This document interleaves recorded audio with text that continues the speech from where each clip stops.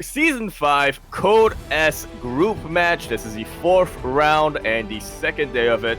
I am, of course, your host, Yaku of the Zaku, and with me today is El Montanero Verde que tiene numerosa cervezas. Like, _ VIP. How are we doing, like? Am I drunk to you? Is that what you... I'm projecting. Oh my god. That's what I had to do. Shake my head. What is up, everyone? Welcome back to another day of World Team League Round 4. It's great to be here. Of course, yesterday we were casting, I was casting alongside Asher, and we had some really surprising results. We almost had an upset. SSLT popped up last night against Team Basilisk. It was crazy.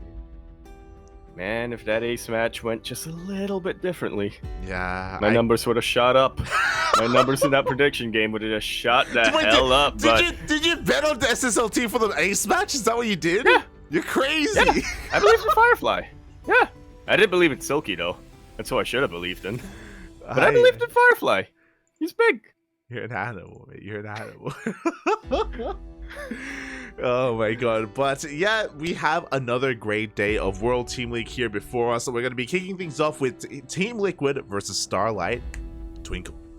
Indeed, we are two very, man, how should I put this? Two teams that I think are kind of in the middle of the groups at the moment. Obviously, there's a lot of hope behind Team Liquid, and we'll get to that as we get into our first match here between, over in the top right-hand corner, we have SKillous for Team Liquid. Oh, and spawning in the bottom left-hand corner of altitude for Starlight Twinkle, it is Spirit. Yeah, and as we were saying, you know, two teams who are kind of in the middle right now in the group stage. Obviously, there's a lot of hype behind Team Liquid. I do believe that they are most people's favorite at the moment, but if we just look at the standings, as I'm trying to do right now, yeah, they're surprisingly close, 5th and 7th place. Yeah, exactly. Like, we're still pretty early on in the season, but these two teams, they have a lot of potential to make it into the playoffs. I think with really good luck and really good preparation as well. Like, both Team Liquid and Starlight Twinkle have really solid teams that can go toe-to-toe with the best of them on a good day. Yeah, it very much is dependent on who is favored at the day itself. And speaking of being favored, the sponsors. Go for it. Are favored right now. We have Doi. I forgot them already. Got it on screen. Doyu, I believe, was one of them. You got that's like a social media site in China, I believe, and then or it's like a selling site, like a like a shop site. No, it's like Twitch. It's like Twitch. Oh, it's a streaming site. Yeah, that's what they are. Oh, they're in China. Then you got the Hyperglyph. They provide the waifus for Team Abydos and for everyone else as well. Rio is in there. They're an energy drink company. When you drink it, you can punch metal. Yeah. According to the ad, anyway. Yeah. Got Taidu or Taiyu. Taido. Taido. Yeah, Taido. Taido. They got headsets. Yeah. Probably good. I mean, they have ads. I've never used one, so. I mean, they're probably good. They're sponsoring WTL. Yeah, they're great. And they're amazing. they got a couple of others that I don't remember. I remember Hojo, but they're not sponsoring this. And that's the thing. The big one that we all remember is Hojo, and they're not even here anymore. Feels TGIF. Yeah, TGI Friday is true. Wait, that's a chair company.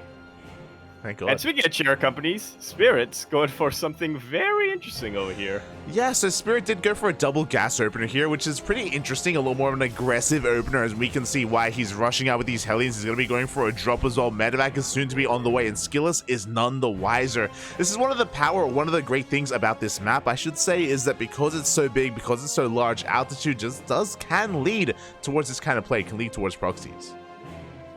Yeah, I think we have been seeing a lot more proxy play and more non-standard play coming out from altitude.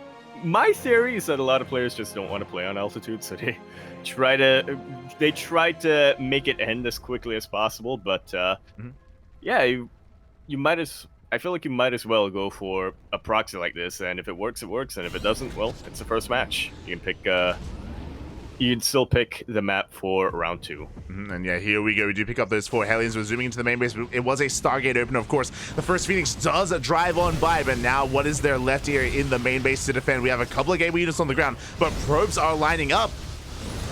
Yeah, probes are starting to line up, and that shield battery can only do so much. Phoenixes take quite a while to take out any kind of mechanical unit, and the Adepts are helping, but there aren't too many of them. Second Phoenix pops out, and Spirit is forced to pick up, and I say pick up and leave, but he's still getting a lot of damage here with these 2 Hellions and 1 Reaper, man. He really is. Eventually, this will be cleaned up, but after 11 probes have gone down, we get a full scout of the main base. We also force these Phoenixes to stay at home as well. As this is all happening, Spirit is getting ready for the Phoenix counterattack, as there are now 4 Phoenixes, or 3 Phoenixes, a 4th on the way, and now Spirit has to make sure he doesn't take too many SCV losses. Yeah, this is damage that SKillous needs to reciprocate. 2 Cyclones have finished up, and they do get a lock on one of these Phoenixes, but it will be broken just in time. This is very scary right now if you're SKillous, but there is the option, there is the opportunity to try to sneak around and get to the main base. It's all about finding these opportunities, though. Yeah, likewise, it's all about Spirit making sure he's in position here to defend and make sure the Phoenixes don't find a way in, as he does run away with this economic lead. Behind this, SKillous is doing what Protoss does best, but before I get into that, we just see him try to dive in on top of these Cyclones, but no, there are just too many Marines to support. The Phoenixes do no damage, and we have a Robotics Bay on the way. Indeed. Something that SKillous is very much known for in pretty much all matchups, but in PvT it is the matchup that it makes the most sense in. Going either Colossus or Disruptor can really just shut down any kind of timing push coming out from the Terran player. Yeah, Phoenix Colossus is the stock standard kind of end game or mid game composition here in this matchup, but before we get into the mid game, we do see the Phoenixes diving into the main base. They go for a bit of a drive-by and get 5 SCV kills. Not too bad, combined with the fact that SKillous has just been vigorously producing probes. He's not in a terrible economic position right now.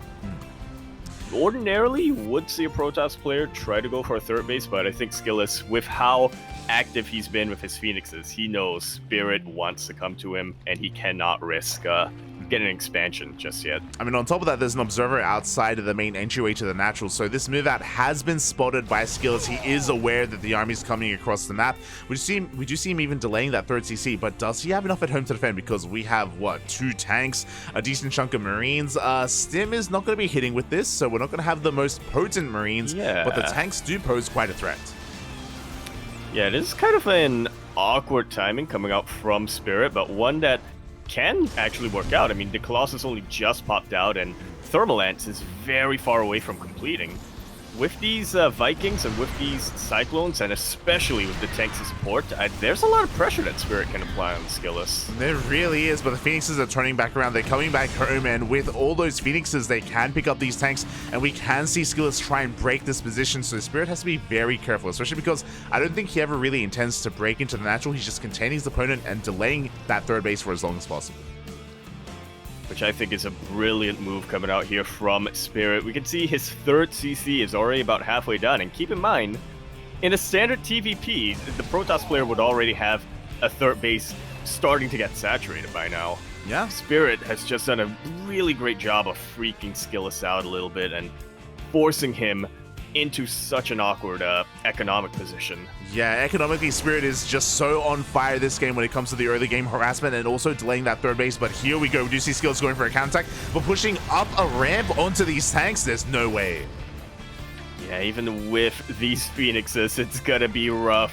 Stim did just about finish up as well. SKillous is trying to make up for his lack of economy by double expanding right now, and the tables are starting to turn a little bit. SKillous is now the player who wants to contain Spirit, but how long can he keep this up realistically? Because that's a lot of tanks, and that's a lot of soon-to-be ghosts that Spirit's pumping out. Yeah, you're not wrong. I mean, I really do like this from SKillous. It's not something you see too often, but the Protoss player double expanding makes a lot of sense right now. It's a really creative way to come back into this game economically. SKillous knows how much his 3rd base has been delayed. Yeah, but you know what? His worker count has not. It hasn't been a single moment in this game, I don't think, where SKillous hasn't been making probes. So yeah, he's getting the 4th expansion a little sooner, but he's going to be able to fill that up pretty quickly, saturate that very quickly. Yeah, exactly. I mean, to do this, he did skip out on a lot of warp-ins as well. I don't know if you noticed, but the army for SKillous is mainly Phoenixes and a handful of robo units. Like, his army isn't looking too threatening or too large, so he is quite vulnerable right now, and we do see Spirit pushing across the map. It looks like the tower wasn't under control of SKillous, and I don't know if he's really scouted the move out. I doubt it. He goes into the 3rd base right now. He sees, wait a minute, where's your army? He's got to be thinking. Spirit scans the 4th base position and doesn't see anything. And SKillous is well aware. He recalls all of those Phoenixes, and these Colossus are uber exposed. There are a couple of Immortals here to act as a buffer, but actually the bio got a little bit too overextended a little bit. All of these Colossus are still alive, and the bio is shredded. How did 0 Colossus die? I'm actually a little bit shocked because there wasn't a shield battery. There wasn't even an overcharge. There's no shield battery available here at the 3rd base. How did nothing die? Yeah, finally 1 Colossus will go down. 2 Colossus will go down, but you know, SKillous, his Colossus are just kind of built different. I think, you know, there's always that one unit that somehow in the hands of one specific player is just more effective than normal, and for SKillous, that is 100% the Colossus. I'm just a little bit in shock. Thankfully for Spirit, a lot of these Phoenixes don't have energy because they spent a lot of the energy just eviscerating the mineral line at the 3rd base. Spirit is very all in right now. He gets into the natural, but here we go, the Colossi looking to break the tanks. Yep. And the charge lot warp in, very quick charge lot warp in right at the end, will be able to clean those up.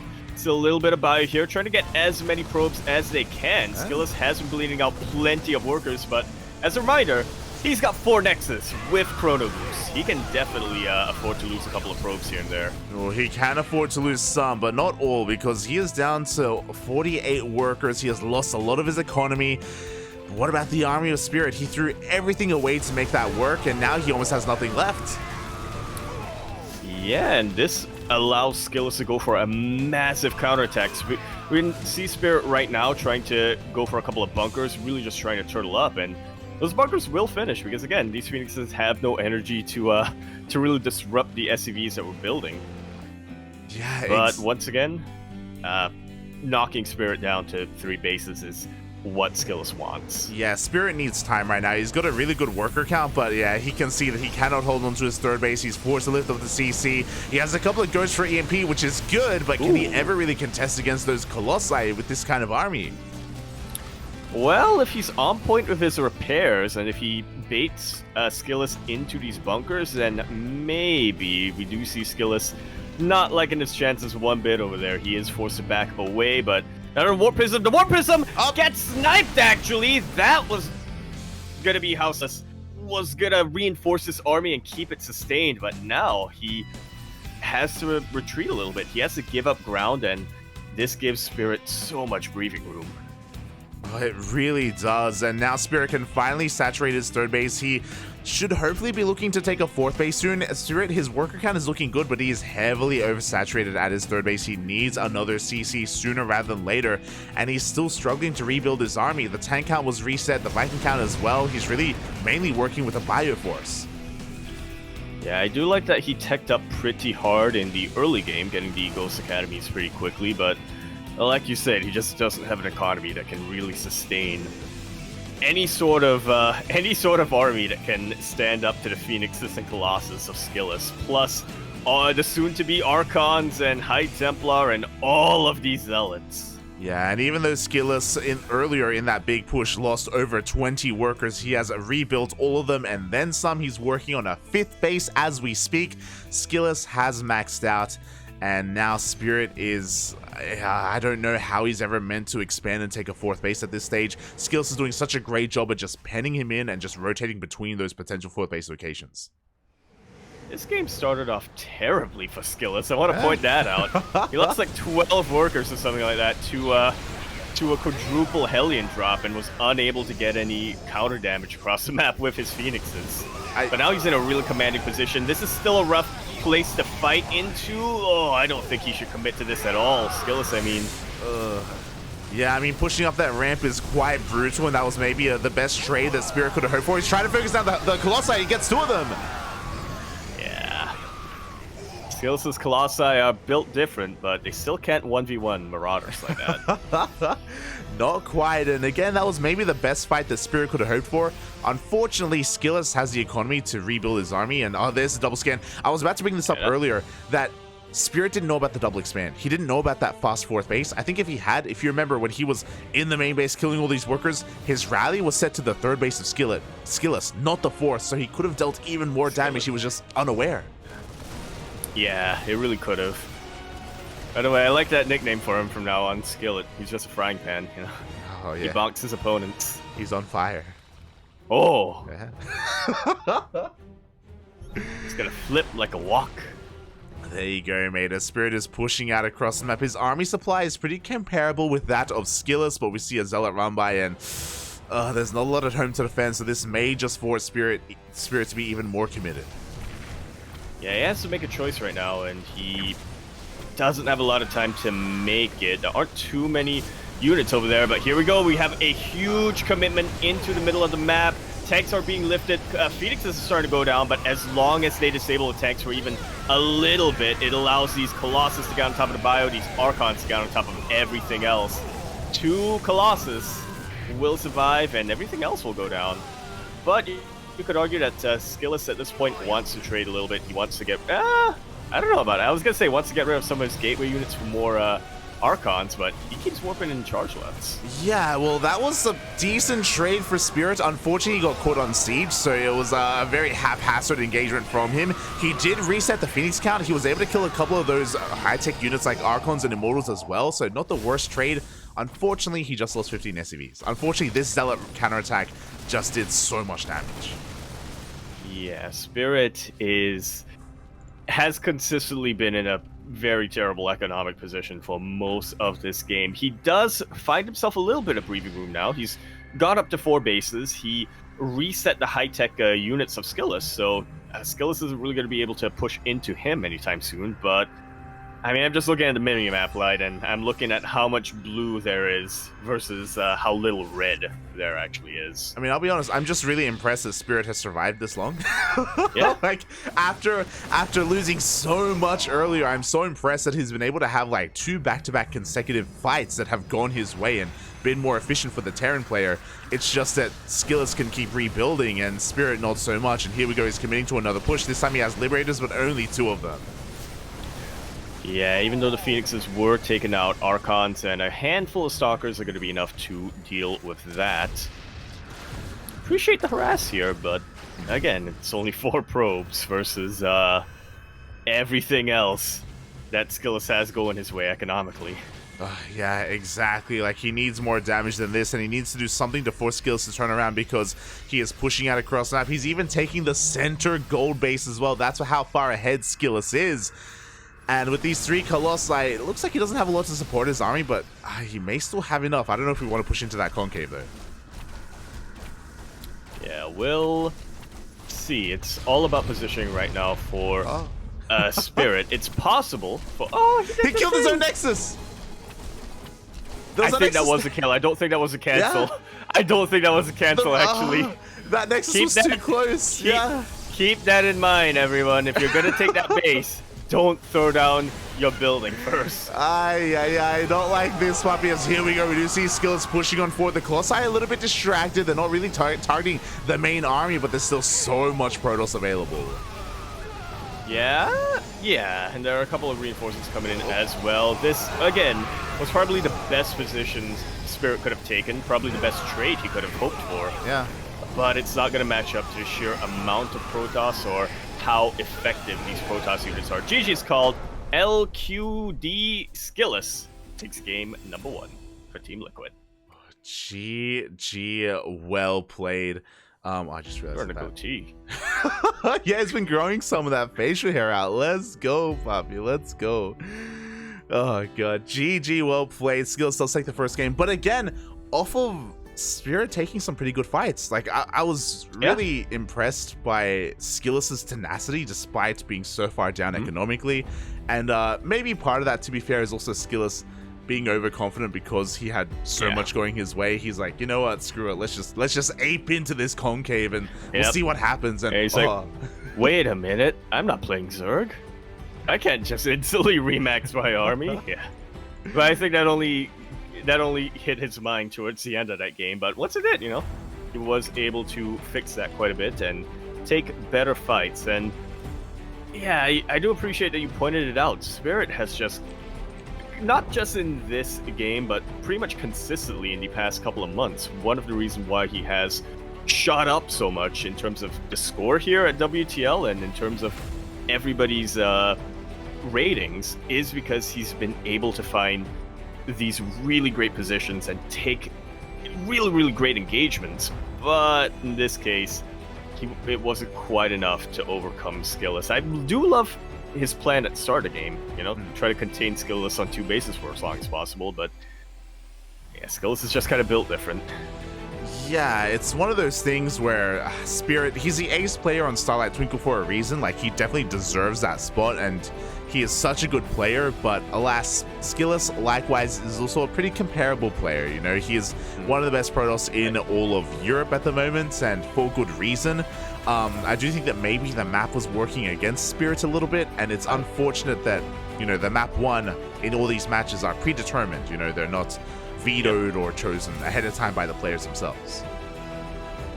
Yeah, for a while I kind of considered SKillous to be the best PvT player in Europe and possibly the world, but after game number 1, that just kind of reinforces that. I don't want to lock it in just yet. I don't want to say SKillous best PvT worldwide, but it's hard to make an argument against that after what we've seen.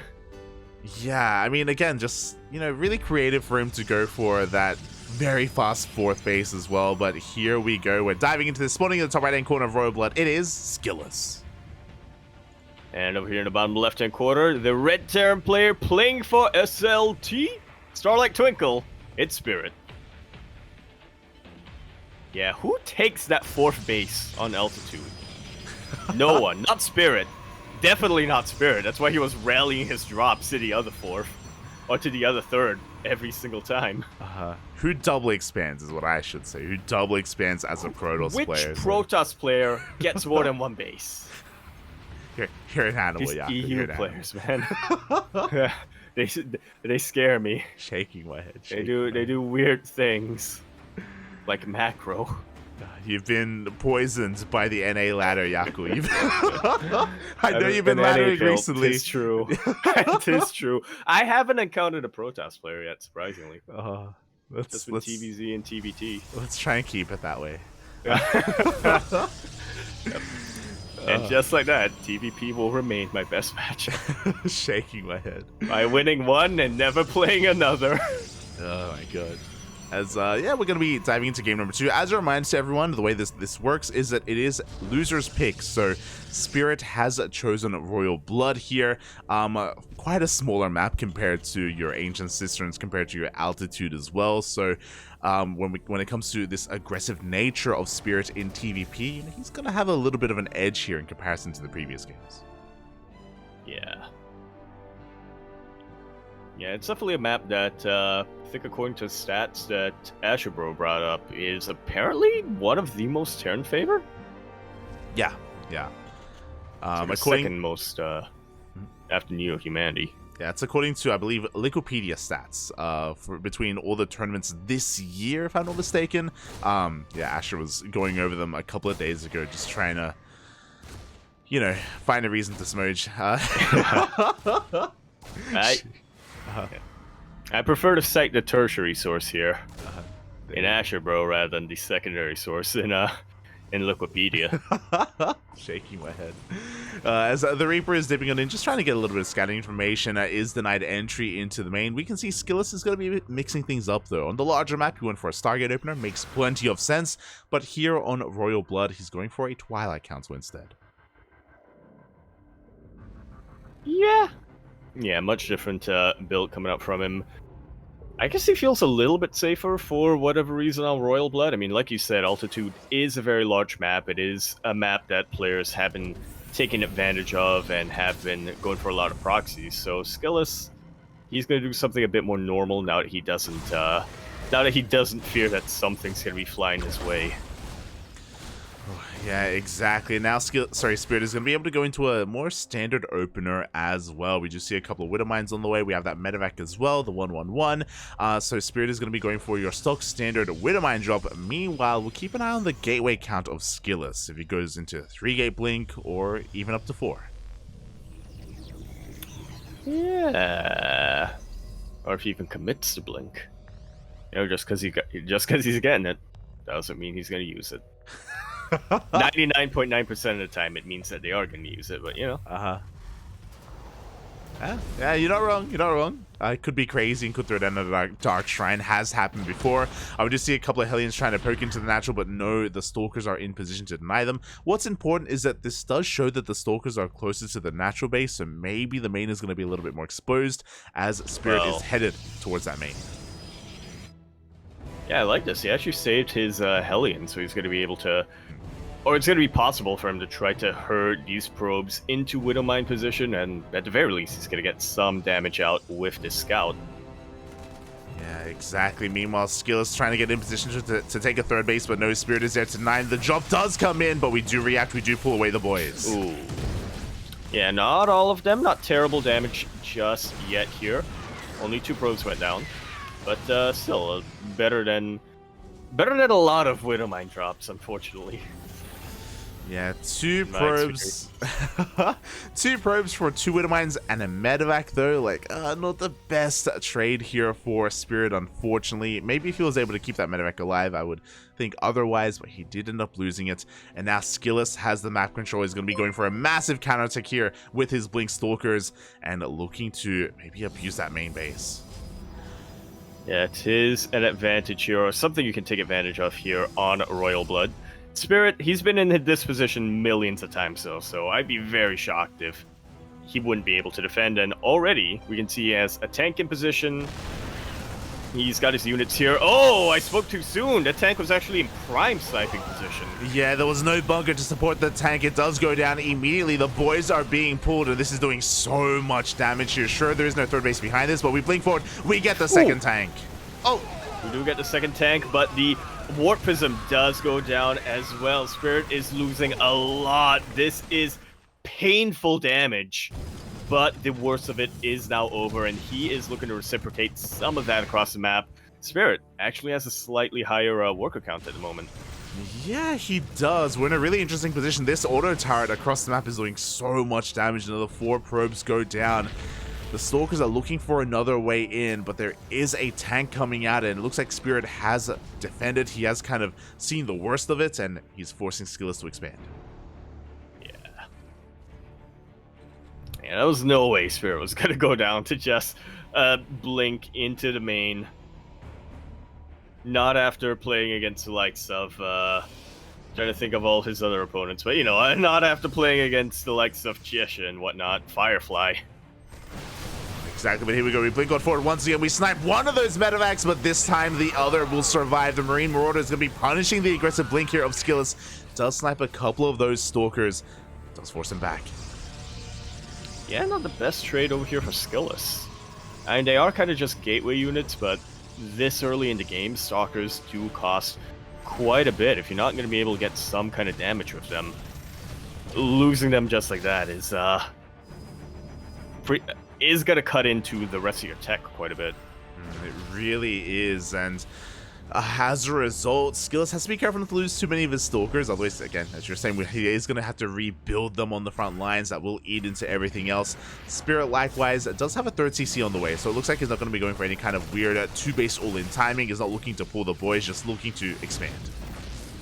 Yeah, looking to expand and attack, as Stim did finish up. Combat Shield just finished up, and +1 infantry weapons is about to pop very, very shortly. This isn't the scariest Terran army in most circumstances, but considering SKillous is working only with gateway units and has lost quite a number of his Stalkers already, I absolutely think Spirit can at least take out a base. Yeah, SKillous has no splash damage. He has charge, though. Bear that in mind. So his gateway army is still a little bit formidable. Spirit does have to respect that. He has to be careful as he does push on forward here. Goes for the scan. He sees the sentries!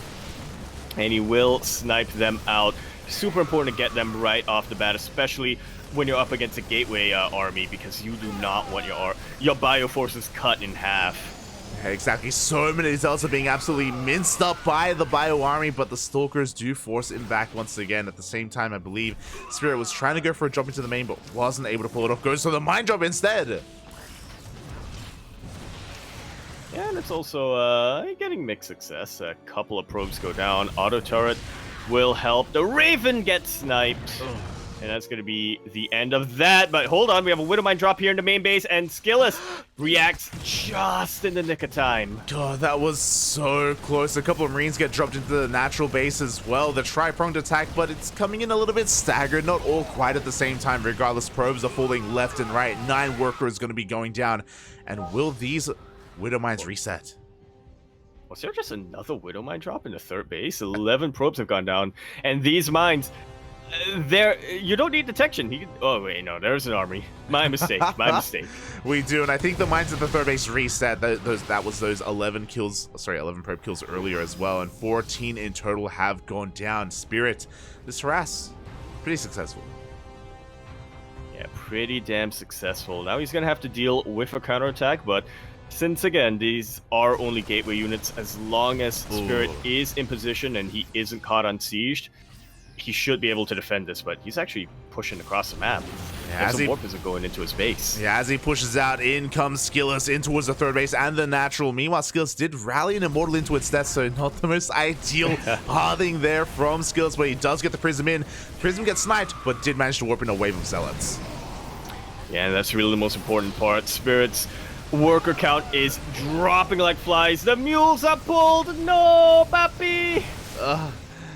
We have to pull everything we can here as everything else is on fire. The Zealots are still being cleaned up in the main base. Some Marine Marauders trying to chase down these Stalkers, but the Blinks are just too damn good.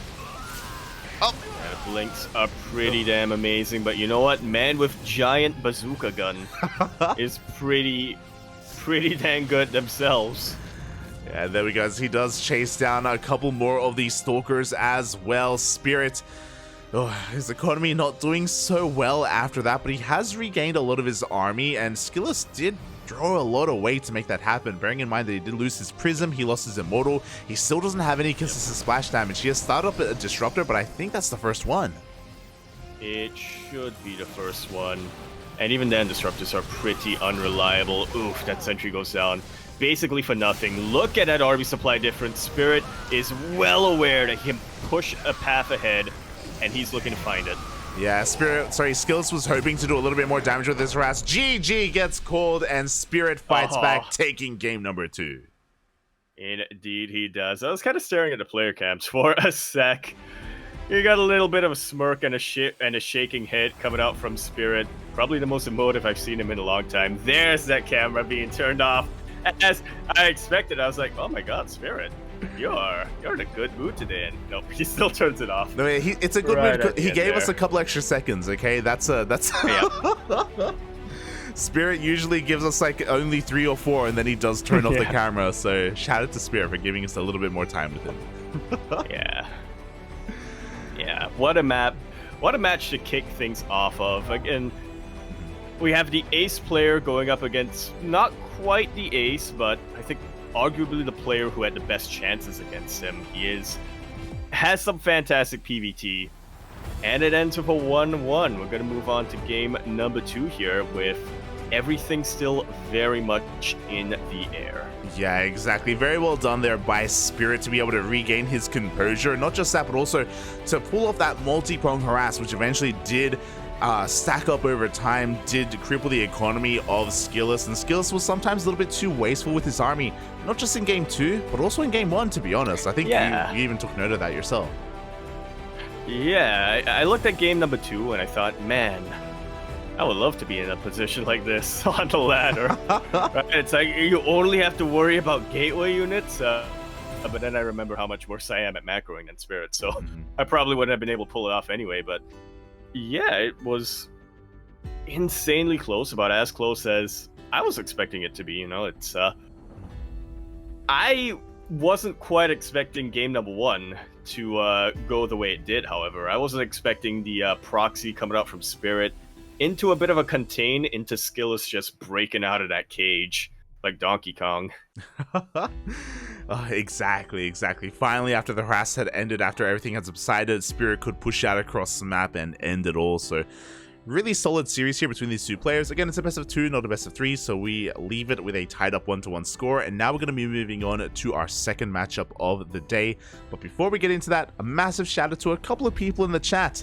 Ranger gave us a raid earlier during game 1, and during game 2 we also got a raid as well by, I don't want to butcher the name, but they are the Finnish casters, Divinesia TV? Divinesia, yeah. Yeah. Something like that. They use normal pronunciation on that, I think. Okay.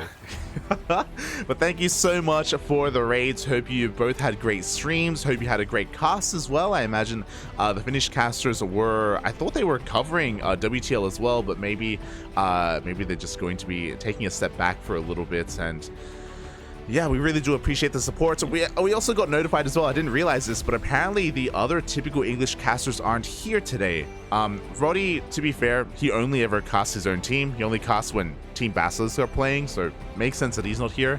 But I don't think Wardy is here either, and I think it's because of ESL Masters. Yep. Yeah, they may be casting over there. Yeah.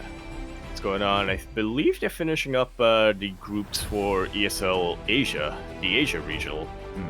So look forward to that. Don't want to spoil anything, but there's a possibility for me and Micah to make it out. It's very tough, though. Oh, let's go, Bobby. Let's go. I do look forward to that. Of course, we can check out the VODs later on, but here we have the main matchup before us. Clem, the ace player for Team Liquid, going up against the best player in Taiwan. Nice. Yo, Clem with that... Look.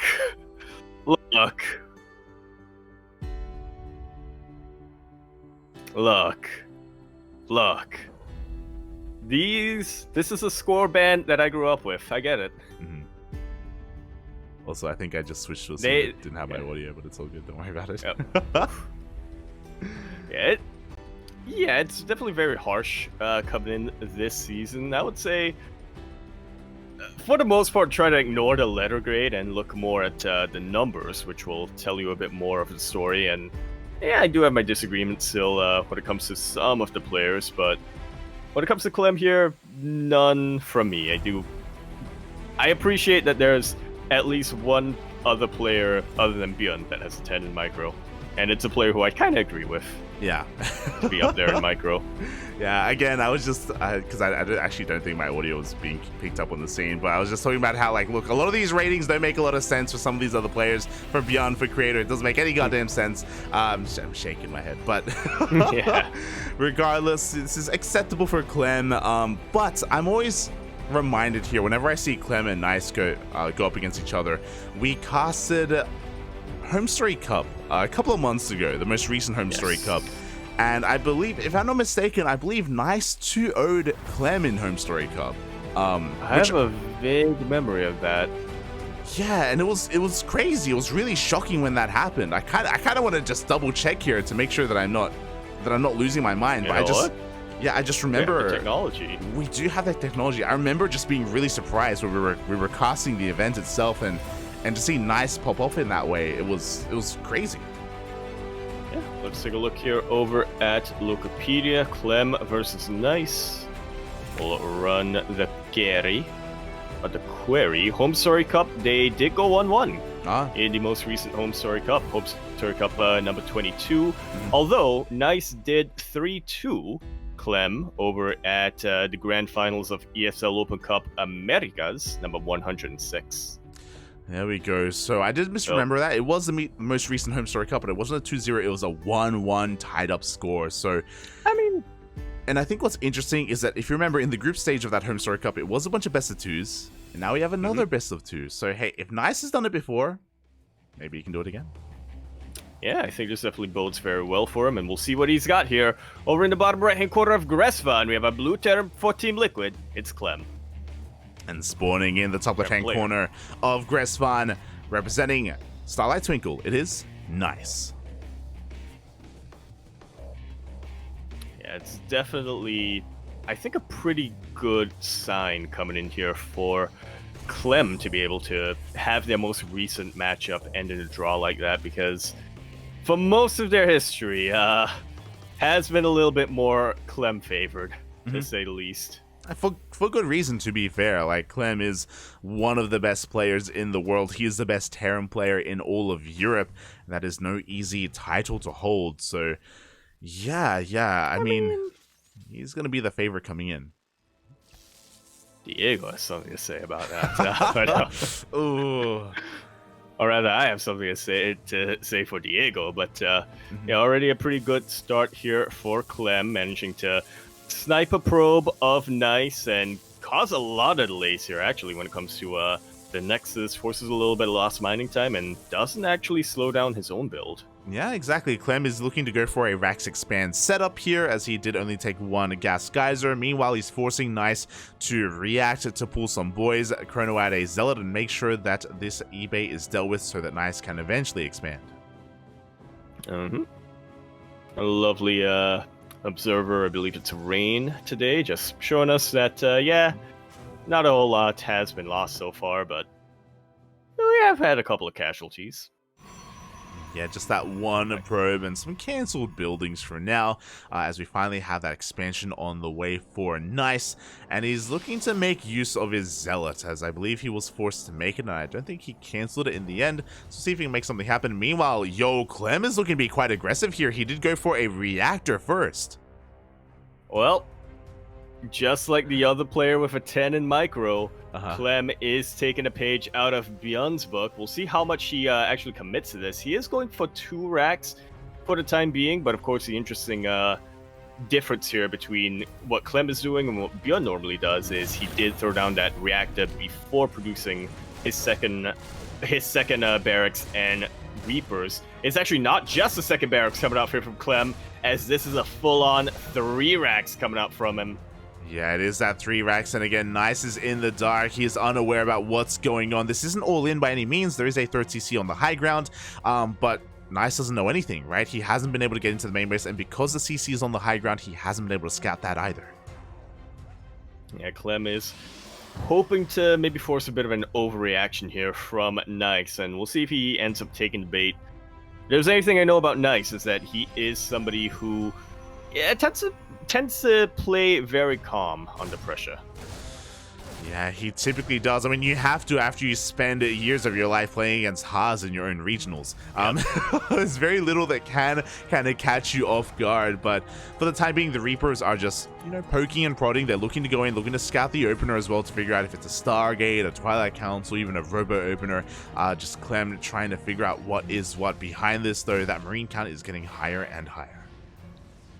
Yeah, the Marine count is getting higher. I'm kind of surprised that Clem isn't investing too much into Marauders just yet, but I mean, Marines do provide a lot of versatility here, so he is going to be able to push across the map a little bit sooner. Even takes out this Phoenix, completely denying a scout here from Nice. Oh my god, Nice again still has no idea what's going on. He doesn't know about the timing on the CC. He doesn't know the build order either. He did see all those Marines, which is a bit of a tell. Could be even a 2-1-1 opener, just because they have been rising in popularity in TVP as well.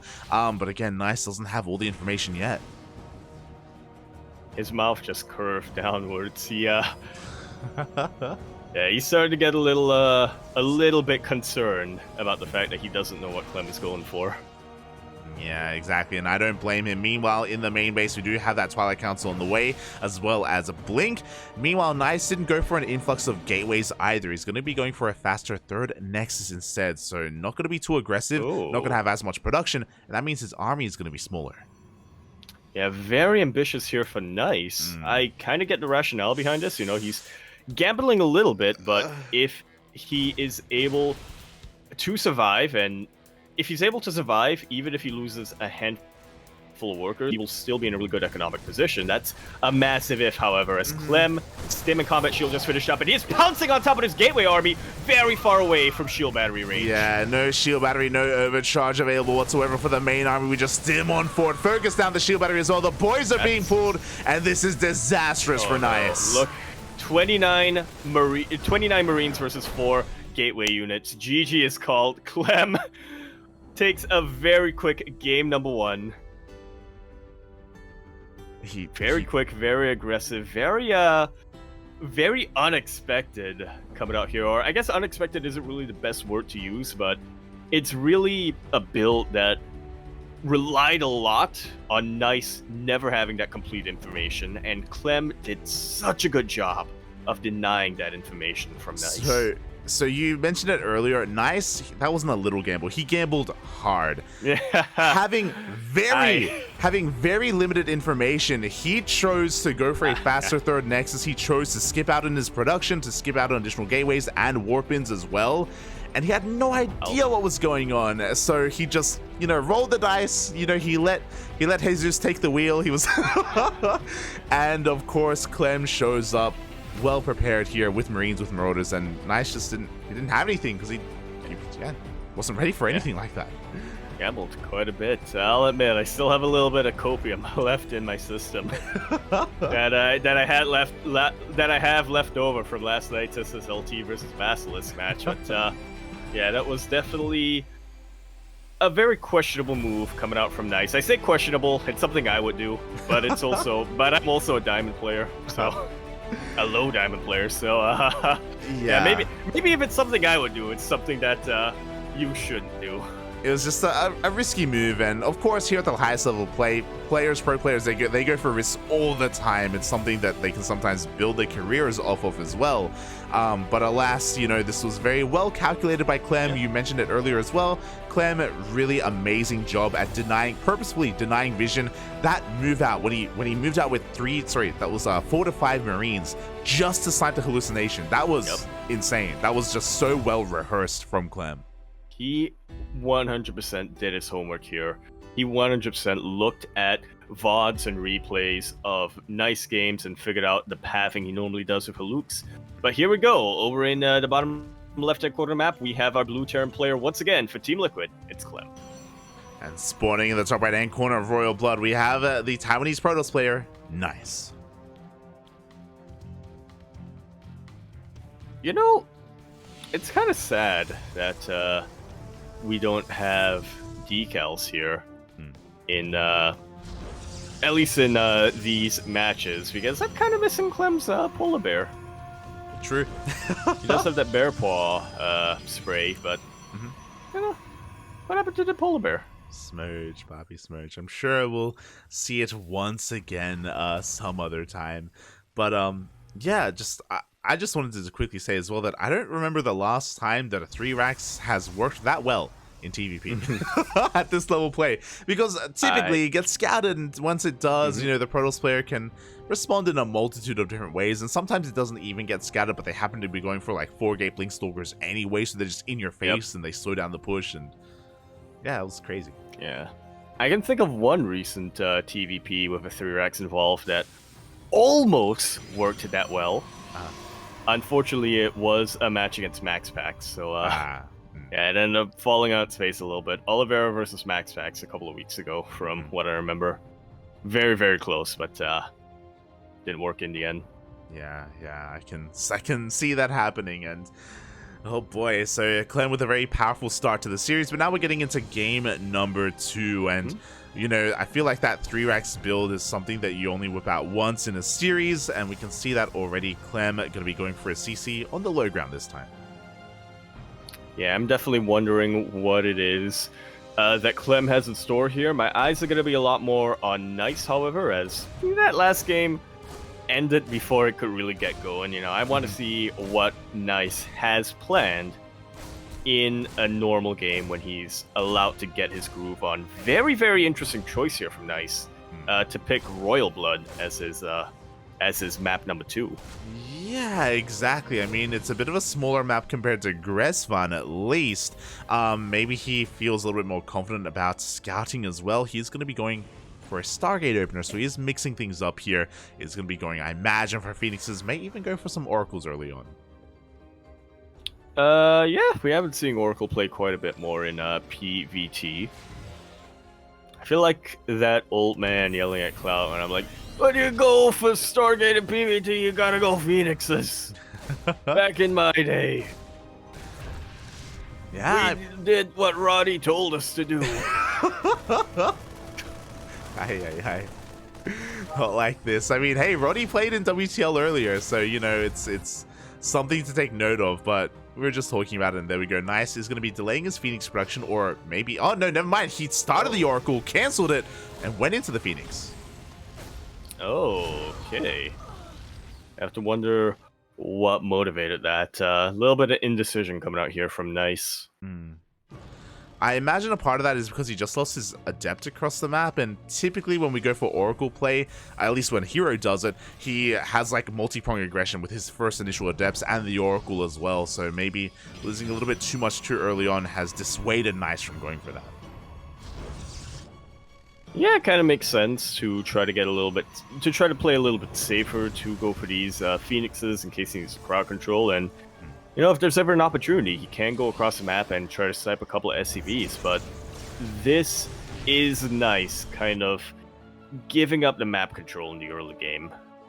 Yeah, at least when it comes to, you know, what threats Oracles do pose, he still has the Phoenixes, and with these Phoenixes, he can shut down any kind of drop play. He's going to be pinning Clem back, and oh my god, he goes for the Raven!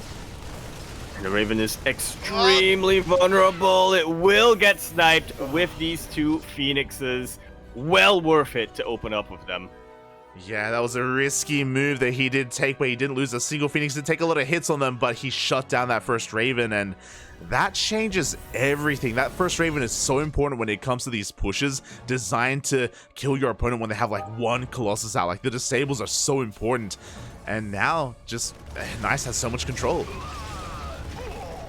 Yeah, it's definitely possible to go for a push without the Raven. It's if you have godlike micro, like Clem supposedly does. But it's a lot more difficult here.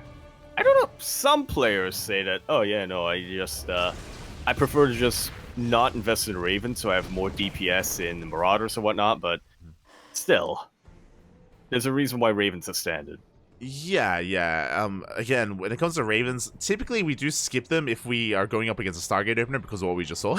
Because they can be vulnerable to Phoenixes. But Clem, you wanted to take that risk, wanted to try and pull it off. Likewise, he's still going for a Widowmine drop anyway, despite the fact that there are Phoenixes all over the place. So Clem, he doesn't care. He's not respecting the Phoenixes. He wants to go for as many drops as possible. But we can see Nice is also doing something very unorthodox. That is not charge, nor is it Blink coming out from that Twilight Council. It is Glaives. Oh boy, it is going to be Glaives. Meanwhile, the mine does bar here at the third base. Another one does head towards the natural as well. Nice has eyes on this, and he should be able to pull the boys. Does focus down the mine. Yeah, Nice doesn't take any economic damage, or only one probe, if any. Clem does get into the main base of his medevac. He sees the massive gateway explosion, and he knows something is up. Probably not suspecting Glaives just yet, but still, he knows that Nice wants to hit a timing. He really does. He is aware of that. And Nice, for those wondering, this is pretty committed as well. This is going to be +1 Glaive Adept, pretty all in. And the reason why I say all in is because we're giving up so much for this. Like, without Blink and without Charge, these Adepts don't have a lot of longevity. You know, we're kind of one and done with this sort of thing. So yeah, Nice is looking to try to bust through the natural base and try to overwhelm Clem. Can he pull it off, though? Because we do have a couple of mines being set up defensively, and Clem, oh my god, he is unrelenting with these mine drops. Yeah, he knows that the Phoenixes aren't at home. He knows that they're right up in his face, so he's just going. He knows that he can get something done. Or he's trying to get something done. Again, this is such a bold move from Clem. Despite all these Phoenixes being out, the mine shot's going to be going off. Only 2 probes going to be going down, but the mines, they just keep on going. And they don't stop coming. And Clem recognizes, wait a minute, there are cannons in these bases, so I'm just going to park these mines just outside of the bases. You know, best case scenario, I pick off a couple of units as Nice pushes across the map. Oh yeah, here we go again. There's no +2 on the way, there's no splash damage, no Bay, no Templar Archives, no Storm, no nothing. Just pure Adepts is going to be what's coming out from Nice. He has to be careful not to get supply block, but there we go. We have 2 pylons on the way, and we'll see if this works. Yeah, I'll say there are no tanks here, so already that's a pretty good sign for Clem. Normally with these Glaive Adept builds, you do want to shade onto the tanks and force a lot of friendly fire, or shade onto the bio army even. But because it's just bio and mines, Clem is cleaning this up without any difficulty whatsoever. My god, the mine shots were insane. It's just fallen completely on its face, yeah. Exactly, the mine shots as well as the Marine Marauder. We do have another wave of adepts coming in though, but another mine shot goes off. And it takes out another massive chunk of those adepts. GG is called, and Clem takes that series 2-0, securing a very solid lead here for Team Liquid. The Elazer only has to win one map now in order for his team to win. GG, well played. A very solid game out of Clem. Some risky moves there in that game as well. Just the non-stop mine drops didn't really pay off, didn't really do too much damage, but it was delaying the push. It was keeping all the Phoenixes in the intention of Nice busy. By the time he finally went for it, Clem was so prepared back at home. And as you were saying, really lucky for Clem to have invested so much into those Widow Mines and not tanks. If he had tanks instead, it probably would have been a bit of a different story. I guess that also really goes to show how important it was for Clem to go for these, not necessarily the mine drops itself, but to dive into the bases of Nice with his medevacs, because I'm 100% with you, Light. Most of the time, when you see all of these gateways, you're thinking, oh, it's got to be Blink, right? It's got to be Blink, and so I should invest in tanks, safety tanks. When in reality, that's exactly what the Protoss player wants when you're going for Glaive Adepts like that. Instead, Clem was unrelenting with those mine drops. Notice, wait a minute, that's a lot of Adepts that you got, buddy, and not a lot of Stalkers. Something is up here. So instead of making tanks, he just continued to make Widow Mines, and it worked out really, really well for him. You might be wondering, could Nice have gotten some friendly fire with those Widow Mines? Maybe, but very unlikely, because every time, if he ever tried to drag those mine shots into the bio, well, his Phoenixes or his Adepts would have probably just died to the bio outright. Those Phoenixes and Adepts are very squishy units. They really are, and it was a cheeky build out of Nice, designed to try to catch the Terran player off guard. I want to believe that because of the mine drops, maybe Clem was also able to get an eye on the overall gas count, because you do pull out of gas when you were going for all these Adepts. They are quite less gas intensive compared to Blink Stalkers, for example, and maybe Clem was able to piece it together. That's why he was maybe not too surprised when it did show up. So yeah, just really well played there by Clem. My condolences to Nice. He had a solid start, or a solid game 2, I should say. Game 1, we didn't need to talk about game 1. We didn't need to talk about game 1. Game 2 was pretty solid from Nice overall. But yeah, Clem was just prepared for it in the end, and now we're getting ready for our third matchup. Indeed we are. Everything is on the table here. Elazer needs to win just one map. Cham needs to get the 2-0, and I gotta say, Light, they are very closely ranked here, which shouldn't be too surprising, but yeah, I'm digging it. I definitely think that Cham has it in him, especially in a ZVZ, to take it to some of the best players in EU and in NA. I remember when he 2-0'd Scarlet back in IEM. I remember when he 2-0'd Hearthstone as well, but Elazer is a little bit of a ZVZ specialist, isn't he? Yeah, it's one of those things where it feels like Elazer is just a more consistent player. Like, we have seen Cham take down some of the best out there, especially in the European scene. But it's every now and then, right? He has to be in form, he has to be on point on that day, and he definitely has it in him to 2-0 Elazer. But is this the day to do it? He needs to, obviously. The pressure is on him for his team. If he doesn't get the 2-0, then Team Liquid will take the series. Yeah, Elazer probably not feeling that same pressure on him right now, but yeah, we're still gonna be seeing both of our players throw out their absolute best. Oh yeah, exactly. Boy, and game 1 is going to be taking place on Royal Blood. Again, these first maps are predetermined by the organizers. There is no say from the players. They just have to put up with it. And when it comes to mirror matchups, I mean, I don't think it matters too much. Some of the larger and smaller maps will impact the game. A map like Royal Blood, we'll see. We'll see if Cham has something special in store for us, especially because Cham is sometimes more willing to do something more fancy. Yeah, I mean, when it comes to mirror matchups, that's when you really have to be looking at the play styles of the individual players. So, it's not necessarily that the race itself is going to be favored on each map, but rather what type of overall style they go for. Smaller maps will benefit a more aggressive player, whereas larger maps will benefit a player who is a bit less orthodox, I think, as we saw with Spirit versus SKillous. For sure. And yeah, we'll see what kind of Cham we see today, because we have seen Cham enjoy muta play on some of those larger maps. He is more than willing to do that. I don't really know if he's the kind of player to go for early pool timings, but roach timings and roach pushes, that feels like the Cham that we know and love. Dark-esque in a way in that sense. So we'll see if Elazer has been doing his homework, bearing in mind that these two players have been aware of the matchup for a couple of days, a week leading into this. So they have been preparing for quite some time here for this specific best of 2. Yeah, quite some time indeed. I do like what we've been seeing of Cham recently, though. You mentioned all those mutas, the muta styles that he does on the larger maps. It almost feels like he's kind of picking up the mantle of Jaime, Jim Rising, in a way. I hope so, Papi. I hope so. Every now and then I look over and I see Jaime, streaming Fortnite or something. I'm like, oh, yeah, smooch. Warzone or something. Vlogs of his kid. But here we go. Over on Royal Blood in the top right-hand corner, we have a blue Zerg player for Team Liquid. It's Elazer.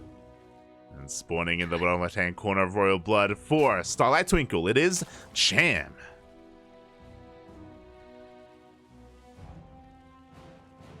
You do see a rather intimidating 3-1, and Elazer's prepared here.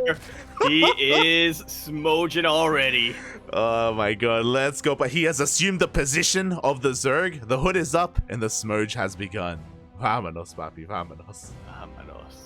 Meanwhile, Cham, no fear whatsoever. Either that or it's way too hot over there in, I mean, he's not in Korea right now, is he? He's back in Mexico. Yeah. Back in the land of Mexico, of course, and oh boy, we'll see how this all does turn out. You see a hatch gas pool here coming out from our players, slightly differenting openers, but nothing too major here, just a couple of seconds off. Are you experiencing some latency on your end? Yep. Me I too. thought it was just a me thing. A little bit of latency and a little bit of audio cut out, but hopefully it does get resolved. Hopefully everything is okay from the end of WTL. For those wondering, World Team League, they do provide a clean feed for the casters, and that is how we are covering this. They don't allow foreign casters in the lobbies themselves, so that is how, ourselves, Roddy, Wardy, we all do cover this. We don't have control of the observing either. We are at the behest of Rain, as Rain is our caster. Yeah. Not the Rain that you're thinking of, though. Yeah. Not Protoss Rain, or actually, they may play Rain. This is Rain G. Yeah. So it's not, Rain G.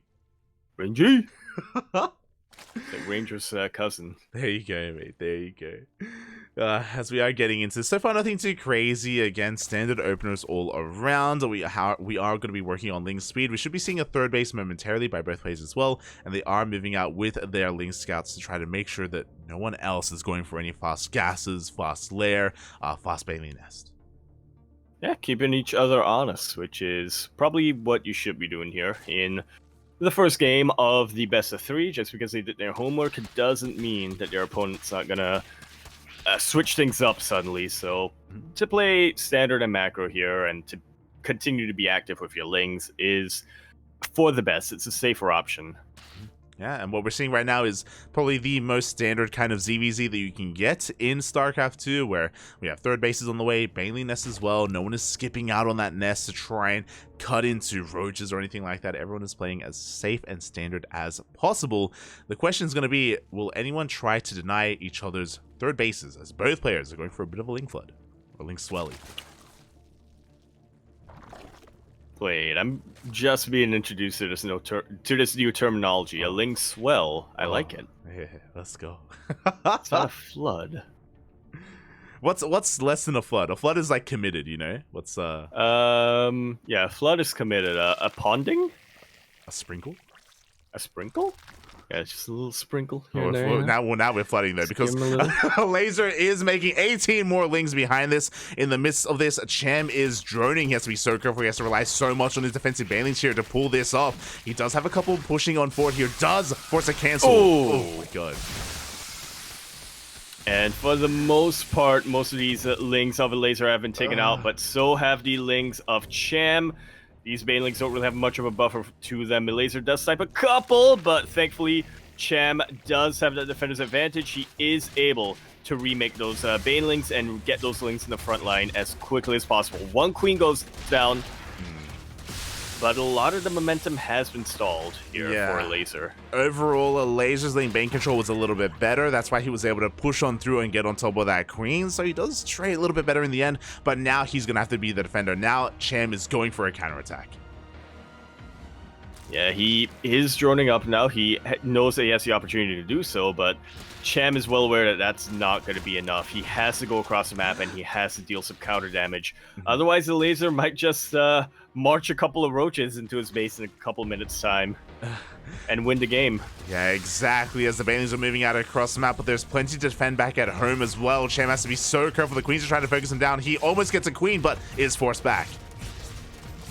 Yeah, it's really a battle of ling bane control right now. Most of Cham's lings have gone down. A lot of them are making their way across the map. Elazer finally starting to lose a couple of drones, but will this be enough for Cham?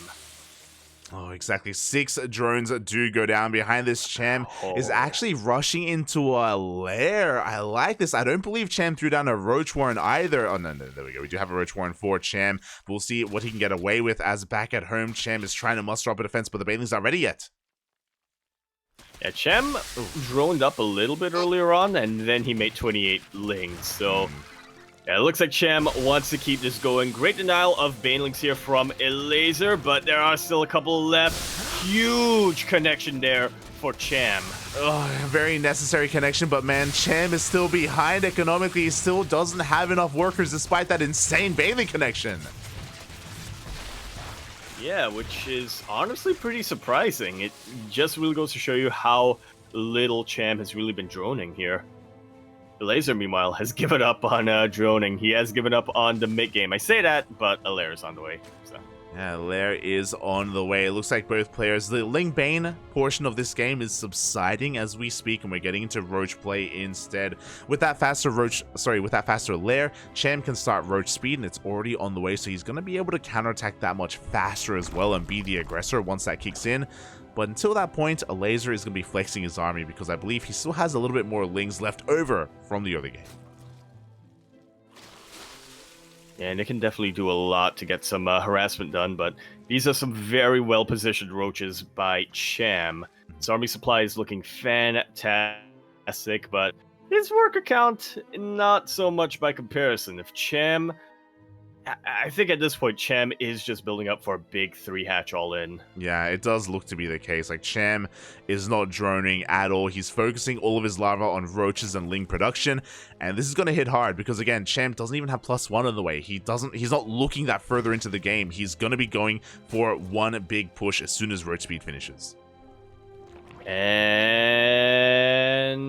okay, I mistimed it a little bit, but yeah, roach speed is about 10 seconds away from finishing up, so Cham's about to put everything on the gas right now. He's about to slam his foot on the gas. Roaches are making their way across the map. Elazer scouts this, and he's going to have to muster up a defense force back at home. Thankfully, he was working on +1. He does have his own Roach Warren, and now he's throwing down a couple of spine crawlers as well. Cham is already here.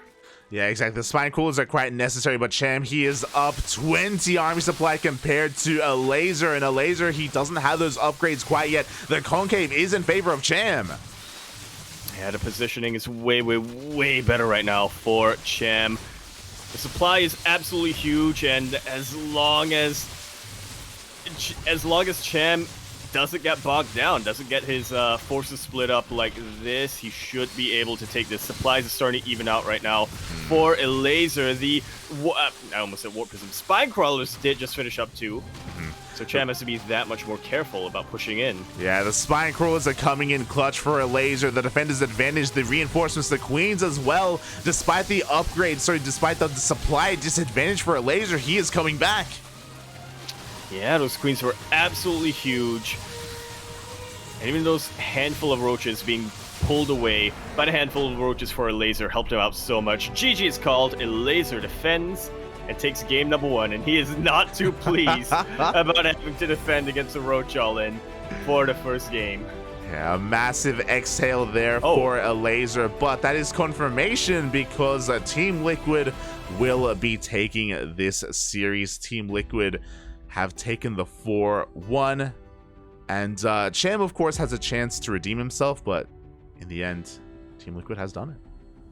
Yeah, he has, in fact, done it. They are able to extend their lead a little bit here over in the group stage. Like you were mentioning at the start of the broadcast, though, it is still pretty early in the groups. There are still plenty of opportunities for teams to come back, so I would not count out SLT, and I would not lock Team Liquid in just yet, but yeah, this is a pretty good... This gives Team Liquid some pretty strong momentum going forward. Oh yeah, it really does. And in that last game, Cham, a valiant effort to go for that all-in. It looked like he had successfully caught Elazer off guard. Elazer was droning quite heavily. I think he had more than 20 workers compared to Cham, but he was able to recognize what was happening fast enough. And again, his reaction to throw down those spine crawlers to work on his queens, it was just barely enough to survive. And now Cham, I think he wants the meters. We're on altitude. Oh, yeah. Oh, yeah. This was his plan right from the start of the series. Lull Elazer to a false sense of security. And then hit him with those mutas. But here we go. On altitude in the top right-hand corner. Our blue Zerg player for Team Liquid. It's Elazer. Get your bananas. Wait. And in the bottom left-hand corner for Starlight Twinkle, it is a Cham. El Campeón. And the smudging is not ended here for Elazer. Exactly, it has not ended. The hood is still up. Meanwhile, Cham is looking to redeem himself with the 1-1. It won't be enough to force the ace match, unfortunately. The 2-0 would have been necessary for that. But it will be helping him out in his own standings in the WTL points as well. Again, WTL, they do provide individual player points, and that is all going to be added up towards a big event coming in the future. Oh, yeah. It's going to be huge, but... yeah, I definitely like that implementation there from WTL. So it's not just about seeding. It's not just about the player seeding. It's not just about, you know, having the map score here in the group stage. It's also, you know, giving a little bit of an extra incentive for our players to do well regardless, even if they are behind quite a bit. There you go. There you go. Has your stream stopped, by the way? Oh. It has been buffering quite a bit, so all right, it's gonna pause and unpause real quick. Yeah, same. So we do apologize for some of the technical issues, but of course it is a little bit out of our hands as we're getting into this final game of this series. Get a quick zoom on the sponsors, and Yaku, take it away. We got Doyu, the shark company. We got Hyperglyph with the waifus. We got TGIF. Thank God I fit. This chair. Taidu for all your headset needs, and Rio if you ever wanted an energy drink that made you feel like you were at Carnival. If you ever wanted an energy drink that apparently you shouldn't drive after. I hope we have some Chinese maybe translators in the chat, because initially we thought it was an energy drink, but after looking at the ads, I think it's alcoholic. I'm not entirely sure. I think it's like a cider. Boxing? Yeah, I don't know. Why are they boxing after? Oh, that's why, because they drink it and then they're like Rock Lee. Shaking my head. Well, as they hit him with the drunken fist. As we get into game number 2, a massive shout out to Babylings. Thank you so much for the raid. Hope you had a great stream. Hope you had a great ladder session. Hope you enjoyed yourself. And for those that are tuning in, we are here in our first match in the final game of Team Liquid versus Starlight Twinkle. I have confirmation. I just looked it up. Rio is a Chinese ready-to-drink Alco Pop beverage brand. Alco Pop? What is Alco Pop? What is that? Alcoholic soda and soft drinks.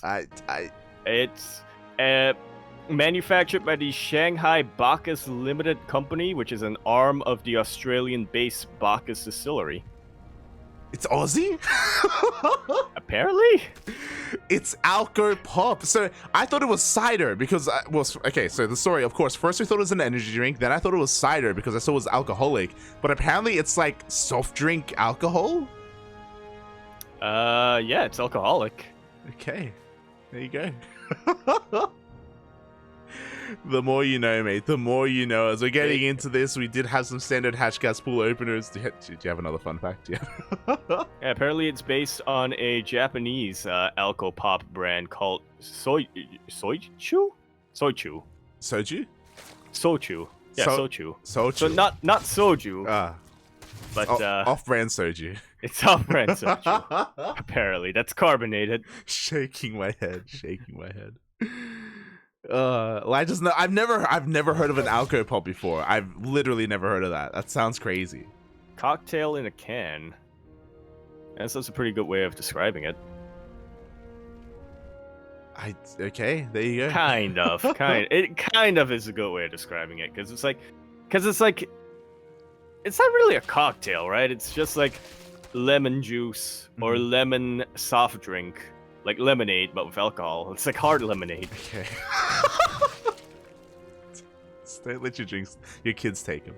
As we're getting into this game, and again, some pretty standard openers. We had our third bases on time as well. Bailey Nesta being thrown down, and we do see both players being adamant about scouting each other, and this is what we expected from Cham. Cham is taking all 4 of his gases. We have a lair on the way. Initially, like, Cham loves to go mutas on altitude. Is he going to be whipping that out here and now? We'll see, as he is throwing down a Roach Warren. Okay. Could just be for deflection, or could also just be for safety. We'll see if he actually invests in a... We'll keep our eyes on the gas count first and foremost, but we'll also see if he actually gets roach speed or +1 range, because that will be the big tip-off as to whether or not Cham does decide to take a page off of Jaime. Yeah, I'm just a little bit worried because Cham is being aggressive with Lingbane, which is fine. He wants to try to put the pressure on Elazer, but Elazer is making a lot of roaches, and I think he's going to be going for a big counter push sooner rather than later. And if Cham initially wanted to go into Aspire into mutas, he can't anymore. He has to make roaches, otherwise he will just die. Yep. That's why you want to get those... It's why you do want to get that safety Roach Warren. Cham, I think, has eyes on at least some of the army, but I don't think he's really recognized the extent of Elazer's aggression here. We don't see any sort of spine crawlers being thrown down or anything like that. Yeah, no spine crawlers. Roaches are on the way, but Elazer is wedging himself in between the bases. Cham had +1 in range, and speed on the way, but he canceled them just to make more roaches. And he kind of has to at this point. Huge mainland connection here for Elazer, and Cham is fighting with everything he's got. He's slowly starting to tie up the RB supply, but a lot of that is currently in the eggs. Great hold position here, and drone drilling from Cham, actually, not losing anywhere near as many drones as he really could have. Oh, exactly, but you know what? The Roaches still win the fight in the end, and it looks like Elazer is turning his attention over towards the third base. He wants to at least clean up all the workers that are here. Elazer is taking a massive worker lead. It is absolutely huge, yeah. Cham will clean this off, or will chase us away right at the end, but like you said, Elazer did enough economic damage, and now Elazer's starting to drone up a little bit. He's capitalizing on that lead. Cham thinks about going across the map, but then realizes he doesn't have roach speed. He's not really going to be able to do any counter harass just yet. Yeah, roach speed is so important on this map, just because your ability to reinforce is so greatly impacted just because the map is so large. Without it, we see Cham backs off instead. Is going to be focusing on resaturating his third base. He has survived the initial wave, and he will have a faster roach speed timing by quite a bit. Yeah, we'll see what Cham could really do to take advantage of that. It's going to be tricky, of course, to try to go for some kind of counter damage here, because we're on a huge map like Altitude. Elazer already has his Elazer Lord spread out for map vision. As long as he gets a sense that Cham is coming to him, he's got plenty of time to prepare a defense. And we do see Cham teching up a bit, not into mutas, but into hydras. Yeah, this is really interesting. The Hydroden may just be just in case we have mutas coming out, but likewise, Elazer also throws out his own Hydroden. We could be looking for a bit of a longer game if we intend to tech into lurker play, as the Lings slip in and Elazer may have just scouted the Hydroden. Yeah, I'm pretty sure he did. No, we'll never know unless the observer shows us. It's not important. It's not important. Yeah, it's fine. It's not important, you know? Yeah, it doesn't matter. Oh god, as the Hydras are on the way here for Cham. He's already working on his range upgrade as well. That's honestly quite important here just because the Hydras do add so much DPS here behind those roaches. Oh, as Elazer, my god, is already droned up to 75 and he is pumping out nothing but roaches. Yeah, I mean, he's 11 supply away from 3 supply away from maxing out. Yeah, exactly. He is so damn close. Cham, unfortunately, has been spending a lot of his money on tech. He's thrown a Hydroden, Hydra range, and Overlord speed as well. That all could have been spent on more roaches, and now Elazer is rocking up, and Cham just doesn't have the numbers. He doesn't have the supplies to defend. Yeah, especially not in 2 places at once. I like that from Elazer. He actually waited for the hatchery to finish up before pouncing on it. He's going for a complete surround on the bulk of Cham's forces, and Cham doesn't really have a solution right now. He has that defender's advantage, but GG is called. Not going to be enough to overtake that. Elazer takes his series 2-0 and will secure a 5-1 here for Team Liquid. The Smoge is gone as he smiles and doesn't take the hood down just yet, but he's getting closer to the bright side. Did he smile? I might have missed that. Like, he smiled a little bit. Okay. He didn't pull the hood down though, so yeah, still smoging a bit. Elazer's still smoging a little bit. Maybe there's some history there that we don't know about. I don't know, but regardless, GG, well played as Elazer takes the 2-0. Just really securing that win for Team Liquid, and yeah, pretty surprising, pretty dominating result here from Team Liquid. Again, like, yeah, pretty crazy. Yeah, I was expecting at least a 4-2 here. Mm-hmm. Like, I was thinking 4-3 either way, but yeah, I definitely thought that SLT had it in them to at least take it to the 4-2, but in the end, Team Liquid, I guess, just were better prepared. It kind of makes sense. They traditionally have been the team that is just... It's been hammered into them ever since they joined. Do your homework. Do your bloody homework, because Nazgul is here, and Nazgul's going to watch you, and he wants to make sure that you do well, so you better make sure you prepare for your matches. Yeah, there you go. You have to prepare, and with that...